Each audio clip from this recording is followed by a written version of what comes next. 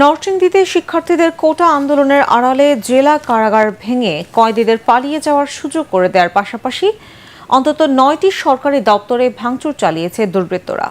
নাশকতাকারীদের প্রধান লক্ষ্য ছিল জেলা প্রশাসকের কার্যালয়, থানা ও পুলিশ ফাঁড়ি সহ প্রশাসনিক কেন্দ্রগুলো।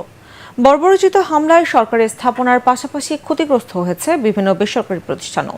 নরসিংদী প্রতিনিধি বেনজির আহমেদ বেনুর পাঠানো রিপোর্ট জানাচ্ছেন মিজান শাহজাহান। গত 19 জুলাই দুর্বৃত্তদের হামলায় ভীতিকর পরিবেশ সৃষ্টি হয় নরসিংদীতে। নাশকতাকারীরা হামলা চালায় সরকারি বিভিন্ন দপ্তরে, আগুন দেওয়া হয় জেলা কারাগারে, বের করে নেওয়া হয় 826 কয়েদিকে।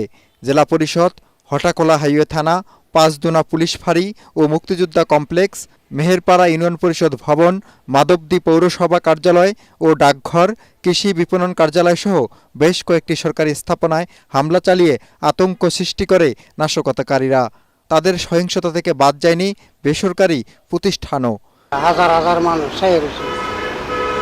করোনা শক্তি হাতের মধ্যে বোম, তারপরে বড় বড় দাও, ছুরি।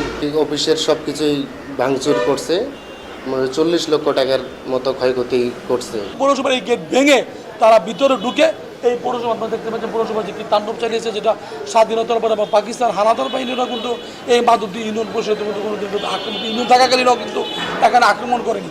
প্রাথমিক হিসাবে সহিংসতায় কোটি টাকার ক্ষতি হয়েছে বলে জানান জেলা প্রশাসক। আমাদের 85টা অস্ত্র লুট হয়েছে, সেগুলো আমরা কত দ্রুত উদ্ধার করতে পারি।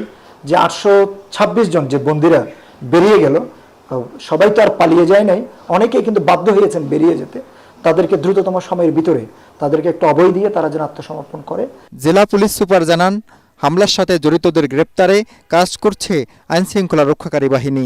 এবারের যে আক্রমণ, তাদের মূল টার্গেট ছিল এই পুলিশ, তার পাশাপাশি সরকারের যত স্থাপনা আছে, গুরুত্বপূর্ণ স্থাপনাগুলো আছে, সেগুলোতে আমাদের প্রতিটি থানায় প্রায় তারা আক্রমণ চালাতে চেষ্টা করেছিল।